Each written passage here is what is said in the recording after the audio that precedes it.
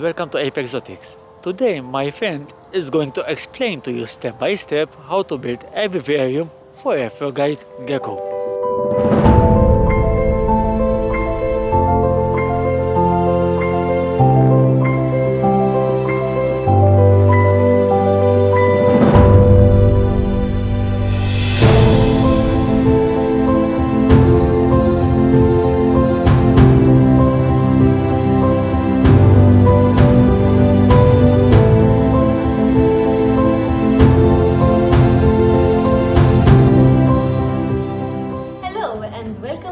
Channel.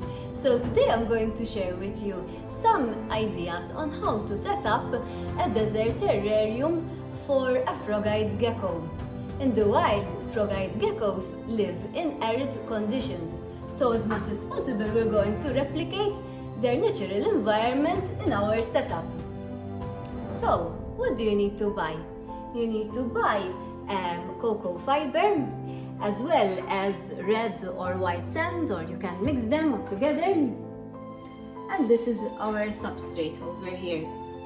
And then we also got some hideouts, and my frog-eyed gecko likes this natural hideout made from bark, and she spends a lot of time underneath it. We also have this hideout made of cork. It is important to use slate as one of the hideouts.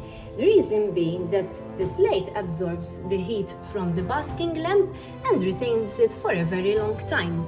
So the frog-eyed gecko will feel very warm and comfortable underneath it, and sometimes they like to stay on top of it to bask for some minutes during the day. We also bought some succulent plants, such as this one over here and the one over here.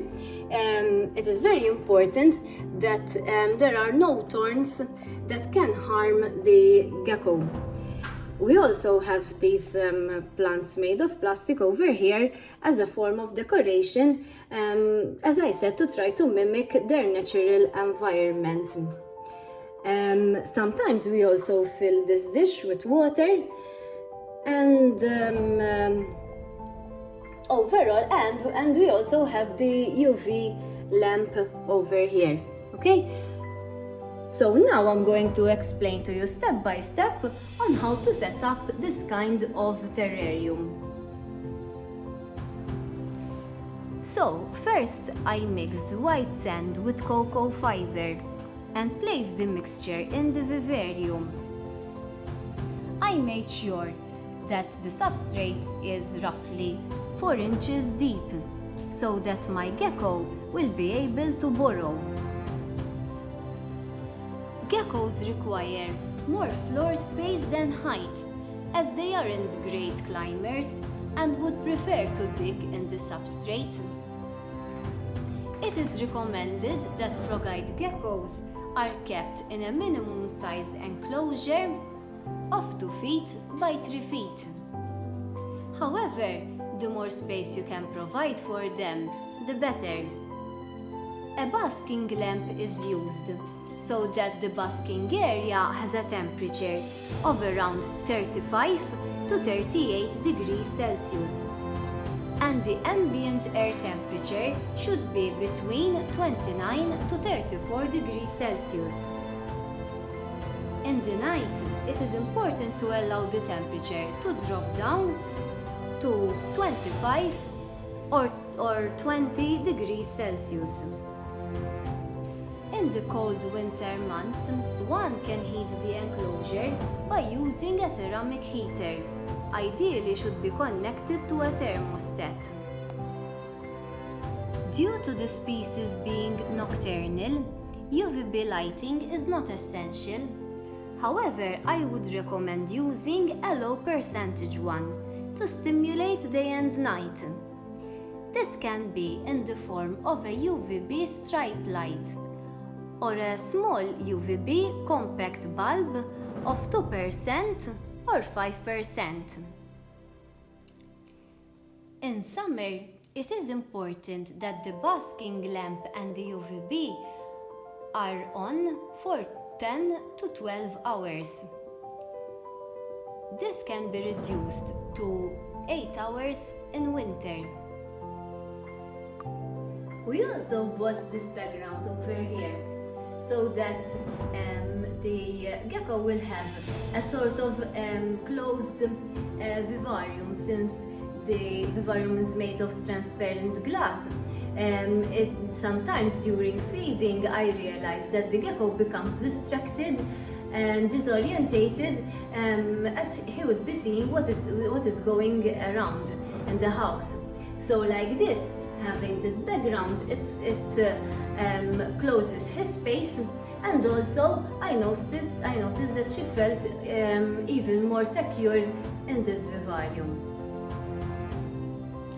Early in the morning, I generally like to mist very lightly and always ensure that the humidity will not go too high. I also placed hideouts at different parts of the vivarium, so that each hideout has a different temperature, and my gecko would be able to choose which temperature she prefers. Furthermore, I placed some succulent plants. Some were natural and some were made of plastic. The idea was that as much as possible the vivarium resembles their natural habitat. Geckos thrive in a low humidity environment with hard decorations to climb over and bask on. Natural rocks like slate are perfect for this, so are heavy artificial ornaments. My gecko really enjoys spending some time under the slate. These decorations can be placed under and around the basking area and should warm up nicely. If the lamp is too low, there is a chance that natural rocks could get too hot. So it is best to check the surface temperature to avoid burns to your gecko. Thank you for watching this video. I hope you found it interesting and very informative. I hope I was of help for you to make a desert terrarium. Although I strongly suggest that you make your own research, it is important that one knows exactly what his frog-eyed gecko needs, so that he will be happy and comfortable in his new home.